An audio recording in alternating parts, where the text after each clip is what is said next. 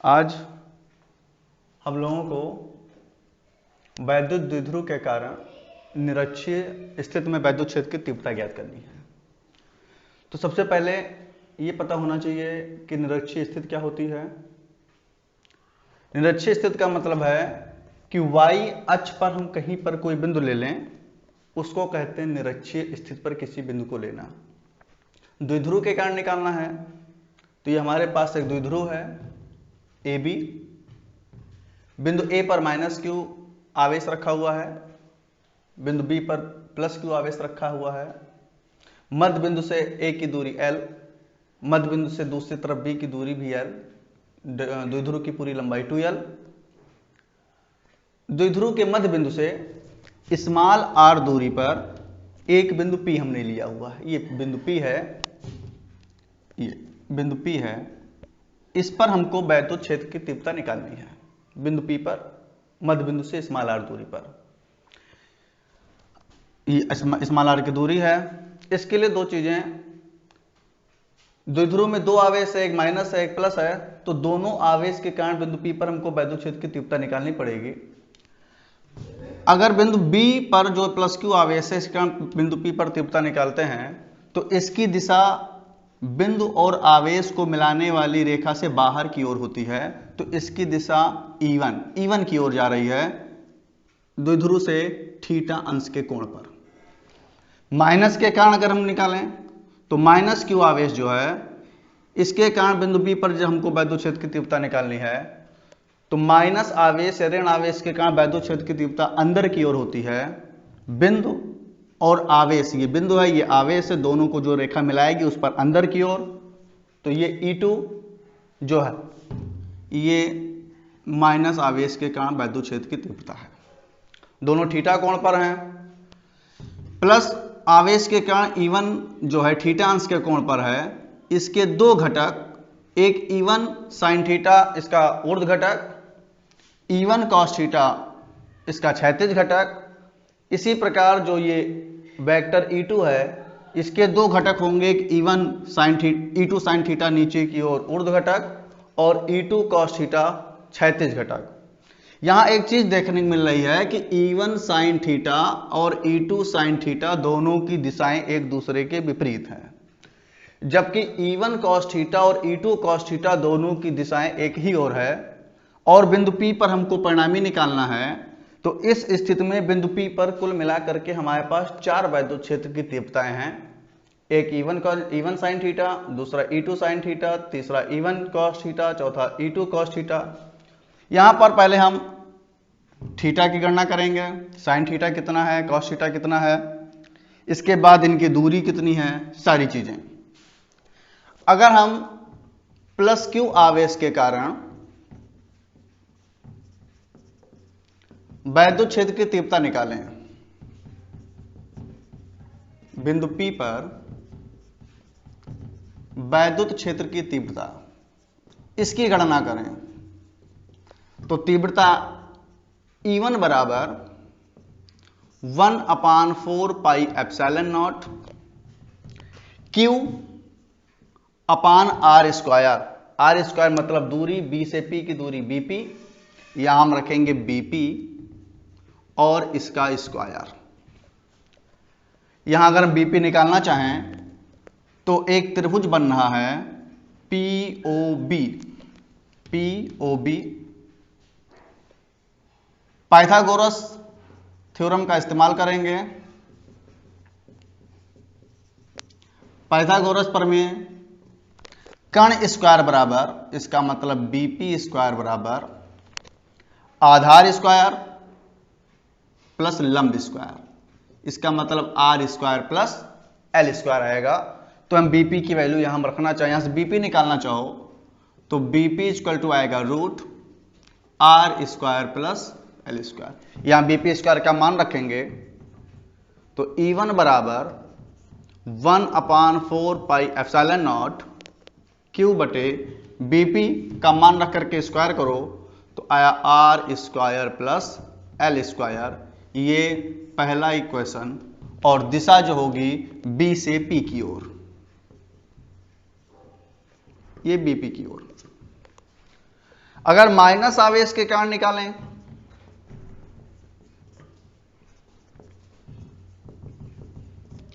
बिंदु P पर वैद्युत क्षेत्र की तीव्रता, तो वो आएगा E2। अब इस माइनस के कारण निकाल रहे हैं तो E2 1/4πε0 Q/r²। अब दूरी कितनी है, बिंदु यहां आवेश रखा है, इस बिंदु पर निकाल रहे हैं, दूरी AP है, तो हम यहां AP और उसका स्क्वायर, तो AP स्क्वायर रखेंगे।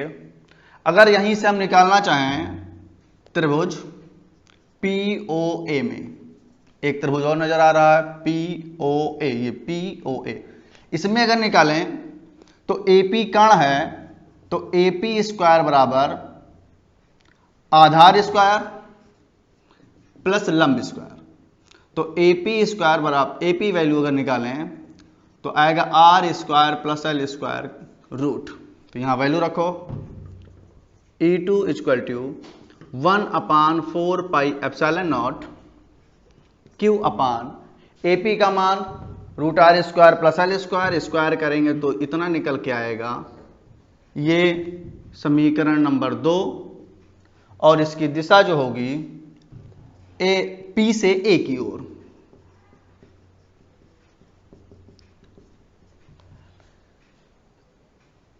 इसलिए बिंदु P पर परिणामी वैद्युत क्षेत्र की तीव्रता, उसको E से लिखेंगे, वेक्टर E बराबर, बिंदु P पर 4 तीव्रताएं काम कर रही हैं, एक E1 sin थीटा ऊपर की ओर, E2 sin थीटा नीचे की ओर। इसका मतलब ये अपवर्ड है, ये डाउनवर्ड है, दोनों की दिशाएं अलग अलग हैं। तो जब हम यहां इसका परिणामी निकालेंगे तो एक धनात्मक होगा, दूसरा ऋणात्मक होगा, क्योंकि जब हम वेक्टर का जोड़ करते हैं तो अगर वेक्टर एक दूसरे के विपरीत हैं तो वहां ऋणात्मक होता है। तो इसको लिखेंगे E1 sin theta plus E1 cos theta plus E2 cos theta minus E1 sin theta. ये दोनों एक दिशा में है, इसलिए E1 cos theta, E2 cos theta धनात्मक, E1 sin थीटा ऊपर की ओर है और E1 sin थीटा नीचे की ओर, इसलिए दोनों ऋणात्मक। यहां सब जब मान रखेंगे तो पहले हम sin थीटा और cos थीटा का मान निकाल लें, sin थीटा और cos थीटा। sin थीटा का मान कितना आएगा, अगर हम फिगर से निकालते हैं sin थीटा का मान, ये थीटा है, sin का मान लंब बटे कर्ण, तो लंब है PO अपान कर्ण PB, इसका मतलब r/√r² plus l square. cos theta निकालें, आधार बटे कर्ण OB बटे PB, इसका मतलब l/√r² प्लस l स्क्वायर।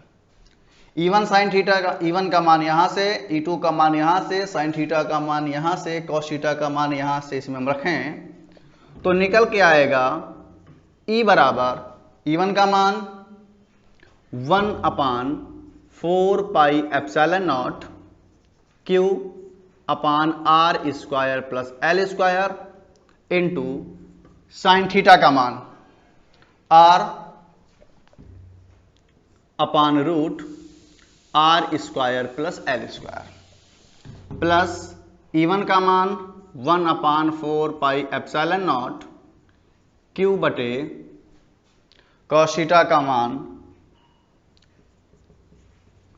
इसके बाद यहां cos थीटा का मान l/√r² plus l square plus E2 का मान 1/4πε0 Q/r² plus l square into cos theta का मान l/√r² plus l square minus E2 का मान 1/4πε0 Q/r² plus l square into sine theta का मान r/√r² R square plus L square.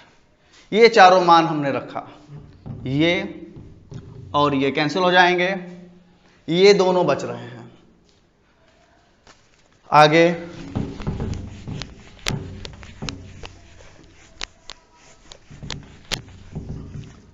क्या बचा, Q1/4 पे एप्सिलॉन 0 QL अपान इतना और यहां इतना, तो E बराबर 1/4 pi epsilon naught Q upon R square plus L square root R square plus L square. ये कॉमन ले लिए, तो यहां भी एल बचा, यहां भी एल बचा, तो हो गया L plus L.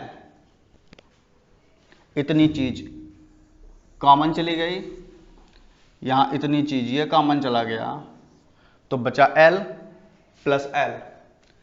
E equal to 1/4 pi epsilon naught Q into 2L upon R square plus L square का होल पावर 3/2। 3/2 क्यों, यहां देखो लिखा हुआ है R square plus L square का पावर 1 और रूट का मतलब है R square plus L square का पावर 1/2। आधार बराबर है, घातें जुड़ जाएंगी, तो R square plus L square का होल पावर 1 प्लस 1/2, तो R square plus L square बराबर 3/2 ये लिखा हुआ है। P इंटू 2, ये Q इंटू 2L द्विध्रुव आघूर्ण P होता है। E बराबर 1/4 pi epsilon naught P upon R square plus L square का होल पावर 3/2। चूंकि L R के तुलना में बहुत छोटा होता है, तो L स्क्वायर का मान और भी छोटा होगा, इसलिए हम L स्क्वायर को छोड़ सकते हैं। क्यों छोड़ सकते हैं, मान लिए कहीं पे दूरी 1 एंगस्ट्रॉम लिखी हुई है, तो इसका मतलब 10⁻⁻10 मीटर। अगर हम 1 एंगस्ट्रॉम का स्क्वायर करते हैं तो इसका मतलब 10⁻⁻20 मीटर, तो इसकी तुलना में ये बहुत छोटा भाग होगा, तो इसको हम लें या न लें मान पे कोई असर नहीं पड़ता है। तो E equal to 1/4 pi epsilon naught P, ये 0 हो गया, तो आर स्क्वायर के पावर 3/2, 2 से 2 cancel, E equal to 1/4 pi epsilon naught P upon R cube. ये निरक्षीय स्थिति में वैद्युत क्षेत्र की तीव्रता निकालने का फार्मूला है। मात्रक जरूर लिखना है, न्यूटन प्रति कूलम। नेक्स्ट वीडियो में हम लोग द्विध्रुव के ऊपर बलाघूर्ण की गणना करेंगे, और तब तक के लिए आप लोग इसको तैयार करते रहिए।